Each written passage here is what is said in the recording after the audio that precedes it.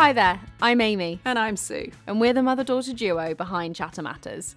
Each week, we're going to be chatting through everyday challenges and how we navigate them as two women from different generations. So get yourself comfy, grab your cup of tea or coffee, and let us show you why Chatter Matters.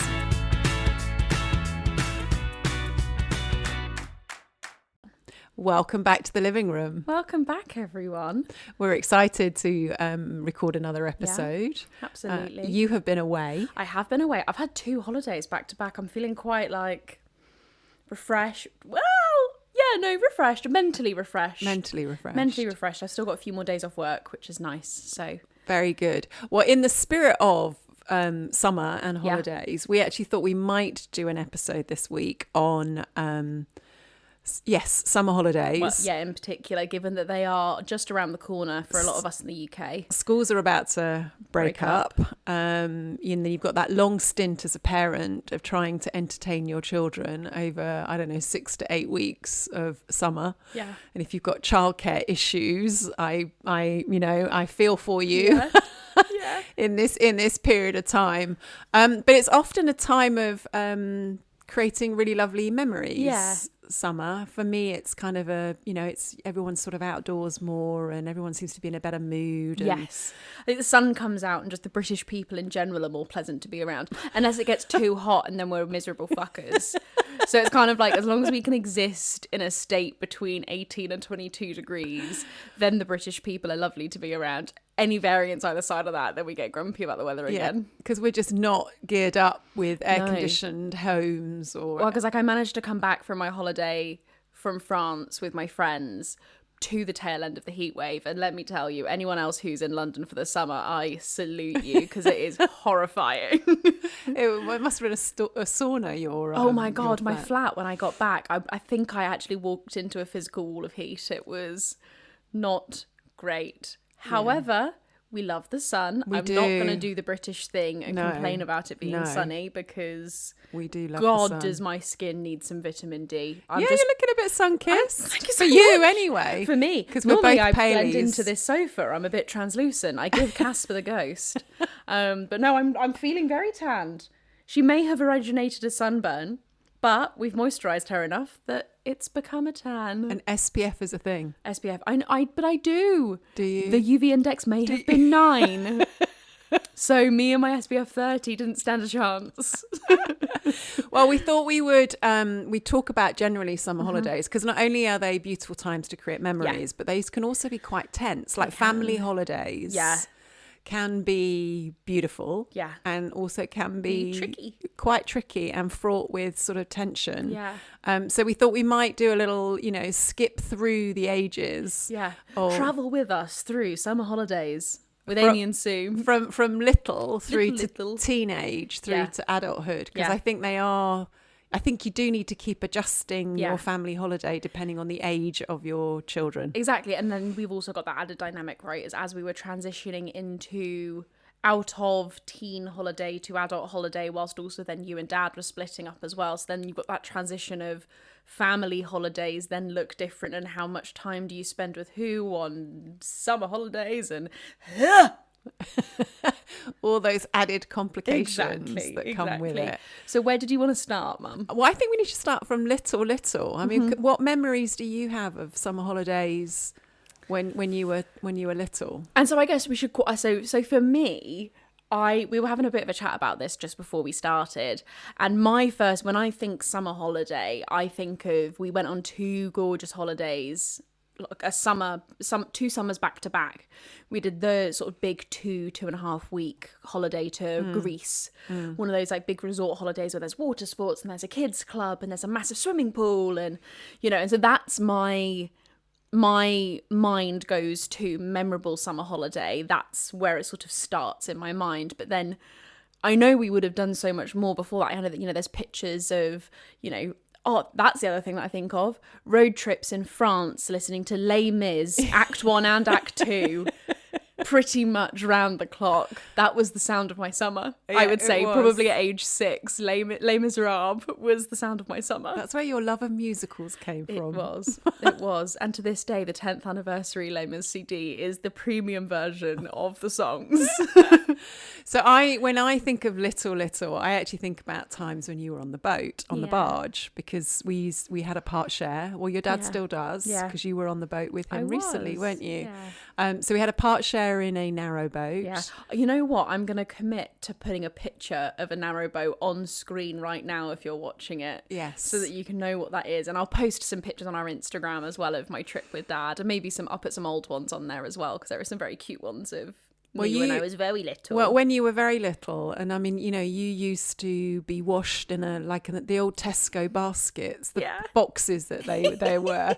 That used to be the way we used to bath you, because I mean, you were little babies, both you and your brother, when we used to take you on the boat, and they were really beautiful, typical summer holidays of slow winding through canals, doing locks, just visions of small children in life jackets running up and down the British countryside. Exactly. It is so peaceful and quiet, and I remember we'd sit on the roof of the narrowboat as it's chugging along, and we're talking like it's chugging along at maybe 5 miles an hour. You can walk faster you than walk the boat. you walk faster than the boat. So it's just such a slow moving gorgeous holiday. And I can imagine also as a parent it's quite a good holiday to go on, because where the kids are, scenery's changing all the time, you can put them downstairs with colouring books if needed, but equally you can get them up and walking and doing swing bridges and locks and things like that. As long as they've got the life jackets on and that you can trust them around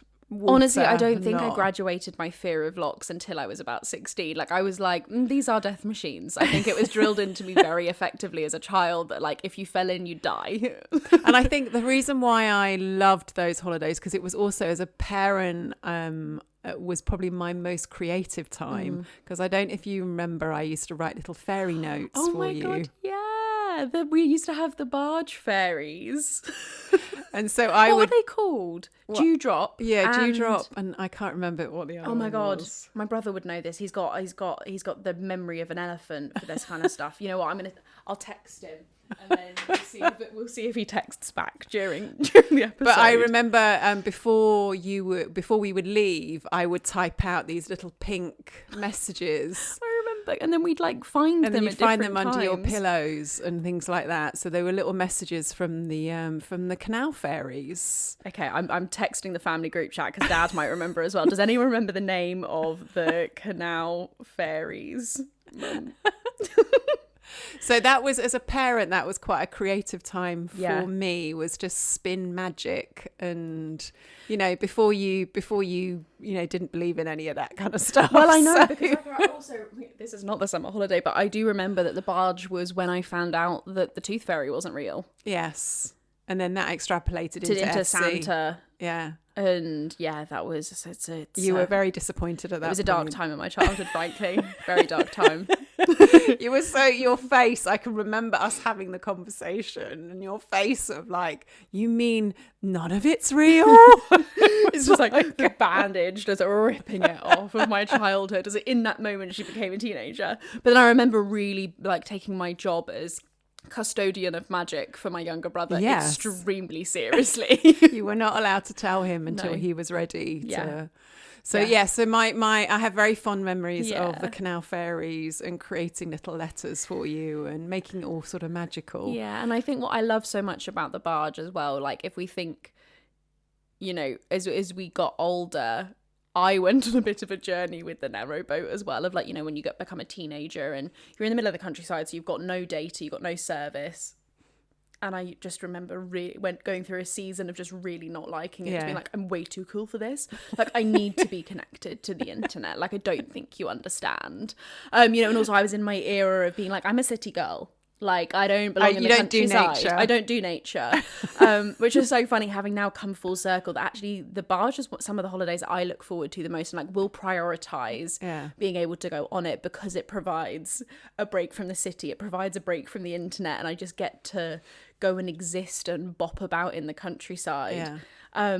So let's do challenges and littlehood, and then we'll come back to the Greece holidays, because for me that was when you were starting to get a little older. So I think for parents, just finding things for children to do, because their attention span is not great. And I think, you know, holidays when you've got little folk is quite tricky. I think you need more hands, grandparents, friends, because we also used to go away to Centre Parks. We used to do those big group trips, and they weren't necessarily, they were always bank holiday long weekends, weren't they, as opposed to summer holidays. But so we had this, it was your friend, was it your friendship group, or was it dad's friendship group? Yeah, university friendship group. Of course it was, his university friendship group, and you guys all had kids at the same sort of time, so we were all sort of the same sort of age, and we used to make obstacle courses and bike courses, and it was just, but we were very active kids, so I think that's almost made it easier for you guys, because we were very happy just being and you loved things to do. Exactly. You loved camping and all that, but having extra adult hands for someone to be creative, to set up an obstacle course, and for someone else to think about, you know, what we're going to do with you later. Like, so I do think sort of group with multiple adults is helpful during the summer when you've got little ones. And this has just reminded me as well, because when we were little and doing the Centre Parks thing, I remember, because were we at Centre Parks when Madeleine McCann went missing? Yes, yeah, you were. Because I think that's the other side of when you've got little people. I can imagine it changes the way that you do holidays massively, because your time frame completely changes. And it was exactly, we were actually away that one weekend, and it was just horrifying, you know, because I think we'd got a number of buildings that were close to each other, and some people had put their kids to bed and had come back, you know, and that just changed everyone's mind. Well, certainly changed my mindset about actually leaving your child, even if you're just, you know, 10 meters across the way, is probably something that you shouldn't do. It is. I think the way that we holiday now has massively changed, especially after the Madeleine McCann thing. But I just think generally it feels like the world has got a little less safe, especially for little people. And so, I think I can imagine that the way that you holiday is very different. And actually, I do think that piece around group holidays becomes that much more important, because then you just have more eyes on people at all times. And actually, you know, whilst it must be lovely to go away as that little nuclear family, actually, does it become more enjoyable? I guess that's a question for you. Did you find holidays easier in bigger groups, or when it was just the four of us? It depends. You know, they felt very different. They sort of served different purposes. You know, there are times like, you know, if we went to Disneyland but actually when we went to Disneyland, we would take Nanny. Nanny would come with us, because then that would mean that she could look after you while your dad and I would go out and play. So I think grandparents are invaluable during the summer. And I think, you know, up for the grandparents. I was going to say, I was like, you're saying that with a massive smile on your face. Like, grandparents, don't forget, Amy. Exactly. When you have kids, grandparents are invaluable. Take me on holiday. Exactly. Take me on holiday. You'll need me. I'll be needed. So I definitely think when you're little, there you've got to rope in grandparents, uncles, aunties, and big holidays, I think is helpul. Nice. And they are fraught with some tension, which we'll talk about when we do the adult bit. So let's go back to teens. Well, because as we transition into teens, that was when we did those two big Greece holidays. That must have been, because that was summer of when I was 11 and summer when I was 12. So my brother would have been 9 and 10. So we were entering into that sort of teenagehood thing. And that was the kids club era as well, wasn't it? Which, like, I didn't really like that. I'm a bit of I like my parents, so I don't. I know, I like you. I know, I liked you. It was like that whole idea of, you know, you go away to be together, and then all of a sudden your kids are off for the day, and I'm like, oh, hang on, especially because I was working. I was like, well, hang on a minute, I actually want to hang out with you. I don't want to, you know. But there were moments where you wanted to have friends, you know, so you would try and find people that you could be friends with, and then when you didn't want to sit with us at breakfast because you wanted to go and sit with your friends, I was mortified. I'm like, but I'm on holiday with you. Please sit with me. But it's so lovely though, isn't it? Because that one family that we met on the first Greece holiday, I actually, like, the girl that was my age, we still follow each other on Instagram, which is really sweet. And there are just like moments in life where we'll find our way back to each other as well, which is really sweet. But yeah, I can imagine as a parent it's a little bit like, a bit unwanted. I know, but I think they are helpful if you know, particularly if you need a break as a parent to want to go off and do your own thing. And other sort of memories or tensions. Well, I think because that was when we started doing bigger holidays, wasn't it? It was like, because I think, you know, I think as you get a bit older, you start then as children needing more of a break from school. Like I think because as summer holidays when you're little, right, are sort of purely about the memory making, keeping us busy, doing something different from the routine, whereas as you start to get older and you've got mock exams and you've got this and you've got that, actually the summer is your one time in the academic calendar where you don't have to be revising anything, so actually it then becomes your full break from academia, and so then those holidays are like your relaxation. At least for me, they became relaxation on steroids of like I just need, and also that was because I was a bit of a swot as well at school, so like I would be trying really hard through the year, burning myself out, come to summer, get immensely ill for a week, and then we'd go on holiday somewhere and that would be like a nice release. So yeah, we think we did a couple in Greece. We did quite a lot of travelling. We went to the States. Oh yeah, we did a big, but we did mistime that America's trip, didn't we? Because it coincided with the Olympics. I just have vivid memories of you and I, because we were staying with a good friend of ours, and they didn't have very strong Wi-Fi in the house that they had, and you and I would go to the local Target. Bad timing. It was bad timing because we've said this multiple times before, we love watching sport, we like playing sport, like the Olympics are very important to like us. 4 years and I am not missing. So you and I would sit in the Starbucks in the local Target watching it on our phones. It's like, honestly, actually looking back to it, it's so embarrassing. Like, it is, but we did go traveling, so when you get a bit older, that's what I really enjoy. It does unlock a lot, but my tip for parenting is I do think you need to start having conversations with your children about what they want out of it, because you and your brother actually, we wanted very different things, so it wasn't always easy to construct a holiday that satisfied everybody, and that can create some tension. Well, because I think the American holiday is quite a good example of that, right? So I was in my era of like, I was in my city girl era. I really was hamming, you know, I really didn't like nature at that point in my life, and so I was very into my museums and just wanting to ponce about a city, to be honest, and just pretend I was a lot older than I was and just like walk around and be like, oh my god, I feel so fashionable, and you know, like I was very starting to get into my, like, I want to experience other cultures. Oh my god, looking back on it, I was like, I'm so insufferable as a child. But like my brother was still very much, and to this day he just wants activity. He wants to be busy. He wants to be doing something fun.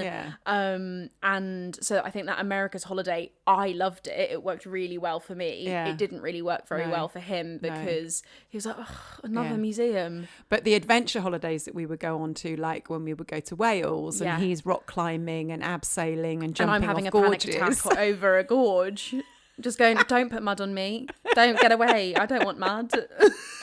So I do think as you get older, as you form your own personalities, it actually, I think holidays then need to become like, you need to have family council, you know, of like, what does everybody want out of it? And then how do you co-create something where you might not have the whole time you get what you want, but you get little bits and you have to do a little bit more compromising and a little bit more trade-off. Well, because I think for that age between like 10 and 15, I'd sort of wager that kids aren't very good at compromising, or at least don't really understand compromise. Like, I feel like you learn about sharing quite early on, but like compromise is a bit of a nuanced version of sharing. And I think I look back on those times and I go, okay, so like the Wales adventure holidays were for my brother, and then the city breaks and, you know, like the America holiday was for me. And then I remember like we were really lucky and we went to India one holiday, and it kind of not really hitting for anyone, because we didn't quite do enough activity and adventure for my brother. I didn't feel like we got out and about and experienced the culture enough,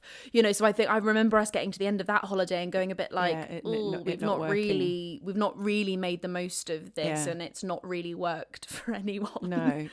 And that is right. That was right in the 2015s. So me 15, him 13. So like it's an awkward age. It was awkward trying to, and I was around at my brother's the other day, and he's got a 16-year-old daughter and an 11-year-old daughter, and again, them trying to work out, the 16-year-old's like, well, I don't want to do that, and the 11-year-old's like, but I do want to do that, so it is quite hard. But I think to your point of like, and I think this is a recurring theme, right, in most of the episodes we've done, is introducing these conversations earlier. Yeah. Like, at least then if you have an input in co-creating it, then there's a little bit of like, well, we did talk about this and we have had a conversation. Yes. And it's important to your brother that we go and do X, Y, and Z. Yeah.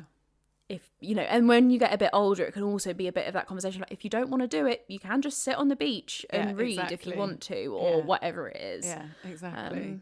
Yeah. So we're speaking quite a lot.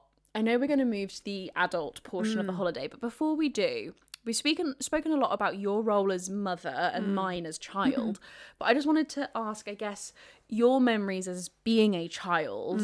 I know you had a very different upbringing in the sense of like it was a military upbringing, so I can imagine just by that nature, therefore, holidays look very different because you'll have been deployed somewhere and that kind of thing. But was there anything that stands out to you from your childhood that either you were like, I really want to recreate that, or you go, I really felt like that was missing and therefore I wanted to do something different? Or was there any point of your childhood holidays that informed the way that you wanted to do them with my brother and I?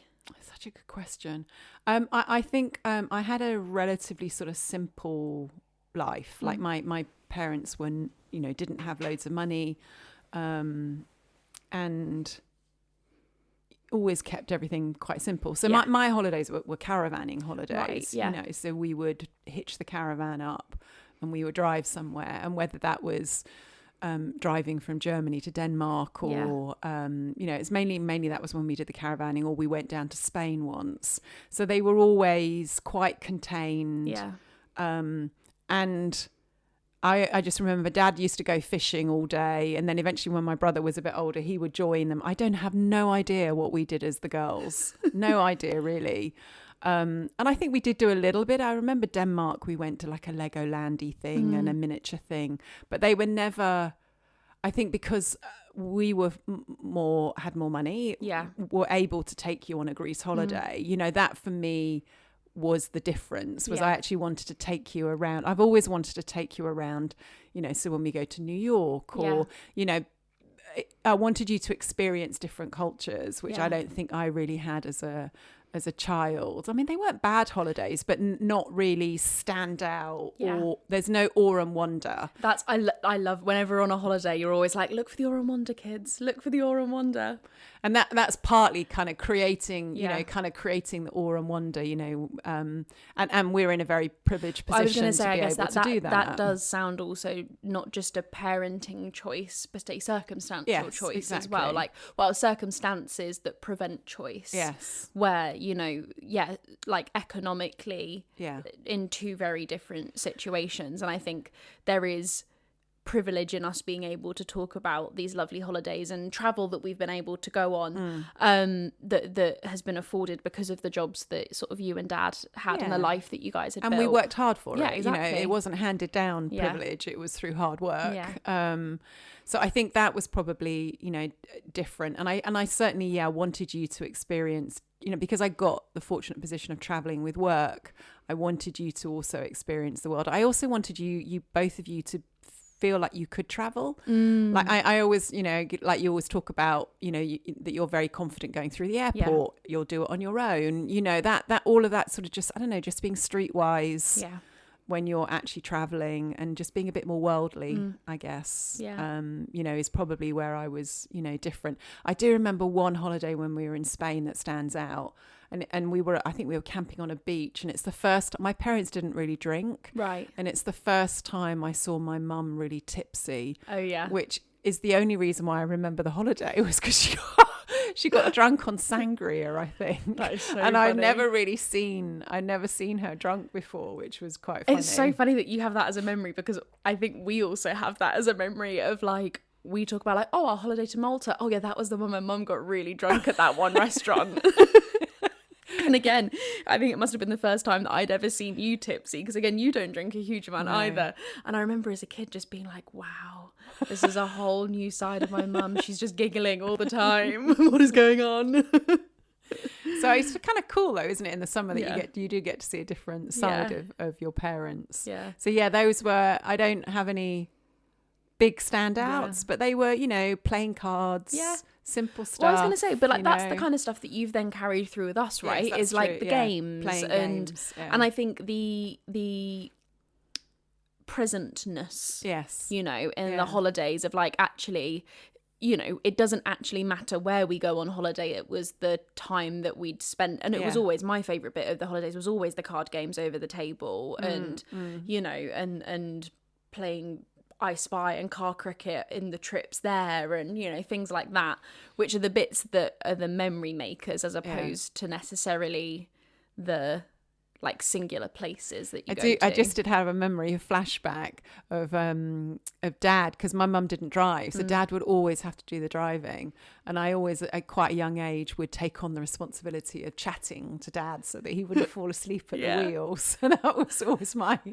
So I have when you've got, so there was three of us, so I was always, because I was the youngest, I had to sit in the middle in the uncomfortable chair, and I would always be leaning forward looking through the two seats and just chatting to Dad so that he wouldn't fall asleep. That's so funny. I can so imagine you taking on that role as well. Like, so moving forwards then out of the teen phase and into the adult holiday era.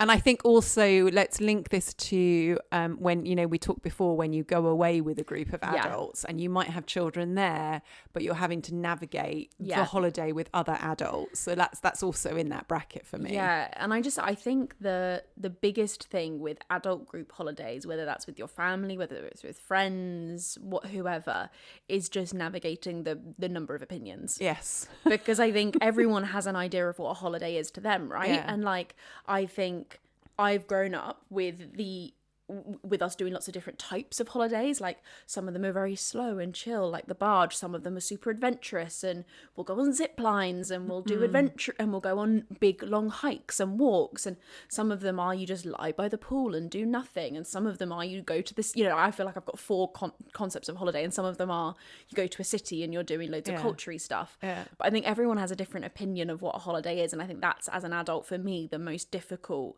thing, because often everyone's taking the time off work. Yeah. You've only ever got limited holiday to use up. It's not the same as a kid where it's like, I've got 6 weeks where I can do whatever the heck I want. Yeah. Whereas as an adult, it's like, I have 5 working days and I need to fit in all the things that I want to fit in these 5 working days. Yeah. I think it is. I think you're right. Everyone's kind of full of opinions. And I think, and also you've got your own routines in your own houses. Yeah. And then when you're sort of jammed together, well, you suddenly realise how other people live. I know, exactly. It's like, oh my goodness, what is going on here? I know, you get exposed to, other people's routines, and it's just simple things like timing, like when are we going to eat? Yeah. And who's hilarious debate I had this weekend just gone. I was chatting to one of my friends' friends, because it was August, so it was my friend's birthday, and it was lots of different friendship groups all coming together. Hilarious debate about the right way to do washing up. And so apparently it's very British to run a washing up bowl of water, but we had quite a few. There were some Americans, there were some like Colombians, that kind of thing, and they had a version of washing up which was actually you have running water the entire time, and you squeeze the washing up onto the brush, and we had a very lively debate because all of us Brits were like, no, you're wasting water, and then they were like, but it's disgusting dirty, and dirty, and you're just putting dirty plates in your clean pile, but they're not, because they were like, why don't you rinse your plates after you've washed them? And we were like, because they're clean. That's so funny, but it's true, isn't it? Like, because even like with bedtimes, like what time do you put your children to bed? And so I think there's loads to navigate. And so holidays just become one big fat compromise the entire time, aren't you? Because you're constantly going like, well, I'll give a little here, but then I'll get a little there. And I think the best times when we went away as a big family, and we did some really lovely holidays in France with the swimming pool and all that, with your cousins and stuff. And I think the best thing was when we weren't all in one house. Yes. That you could actually separate and go into your own buildings, and you could do your own routines, and then you would congregate when you needed to congregate. For me, me, that was the best way of doing it. Being all in one house, just too much. And I think that would be one of my learnings as well, of having done a few like friendship group type holidays as well, is creating freedom for people to do the things that they want to do, and it not feel like a slight for them to want, And I think especially if you're going on like holidays with other couples as well, like they're going to probably want some time to themselves as well. So like actually it not being a sign of a bad holiday if people want to break off and do things in smaller groups.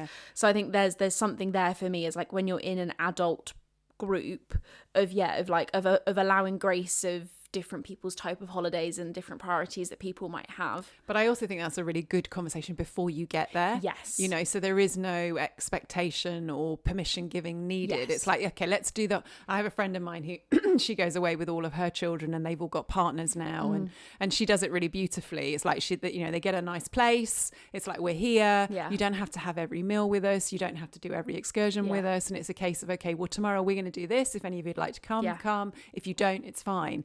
And I think you need that sort of flexibility. And I think I remember you talking about that friend as well, where it's like, we've got the house rented for this period of time. Come for as much or as little as you like. So if you can only do a long weekend because you've used all your annual leave, it's no dramas. But actually, if you can work remotely and you can spend the entire time there, or take the entire time off, then that's also great. Which I think is, and I think that's something that like you and I and my brother, we've spoken about wanting to do as well, which is building that sort of freedom where our partners feel like part of the family as well. So like, I would love to get to a scenario potentially, if I imagine me, a partner, and potentially a child, where if I can't get off work for whatever reason, that my partner feels comfortable enough to come with our child to the holiday a day ahead of me, because and like that is obviously I'd love to come on the holiday as well in this hypothetical situation. However, it's that hypothetical comfort that I would like us to have as a unit. When we do sort of holidays going forward. The other hot topic is food. Food is so stressful. It is incredibly stressful on a holiday. It's like choosing food. Who's preparing? Like, how do you operate the kitchen? And all of that, and also especially when you've got kids there, when you've got fussy kids, and parents turning their nose up at having fussy kids, and then the parents who have the fussy kids trying to make sure their child just eats, full stop. Like, well, because like I don't think we were horrendous as kids. No, you were very good. I think we were fairly good, but we did have certain things that we wouldn't bananas for me. Yes. Tomatoes for a very long time. No, but we had a friend whose child would like eat 3 things, and that was it. I mean, they just wouldn't eat anything else. Sausages. Which was just like, that's all I can remember. I know. So just within any meal, it was always like, well, should we do this? But they won't eat that. It was, oh God. But I do think food isn't, and then there were certain holidays where the only subject was food. Like as soon as you finish one meal, you're planning the next one, and it would drive me nuts, because I love food, but not to the point where I constantly want to be planning a menu. And just it felt like one holiday I remember being on was that the only topic of conversation was what are we eating for the next meal? And I was like, can we just enjoy where we are? Like, why are we planning the next meal? Well, and that was the reflection that we were having off the back of this one as well, right? Which was like almost actually, I think the thing that worked really well was having different people own the meals for each evening. Yes. And it was like, okay, this portion of the friendship group's going to do the Friday evening, this one's going to do the Saturday, this one's going to do the Sunday. That works beautifully, because then everyone knew who was in charge. It didn't matter what we were eating. And like what I got I don't know whether to bring so I got introduced to a very hilarious concept over the weekend, which I'm going to share with you all, which is relationship dynamics. And you'd have it on an axis of baby to mummy. Yes. So baby is like not able to help themselves, wants to be helped. Mummy is like, I'm going to take care of you. And then you have tyrant and serf. So serf is in service of, and then tyrant is telling you what to do. And it became very clear when I was in charge of the food that I was mummy tyrant, because it was like, people would be like, oh, what are we eating? Like, you're gonna eat what you're given.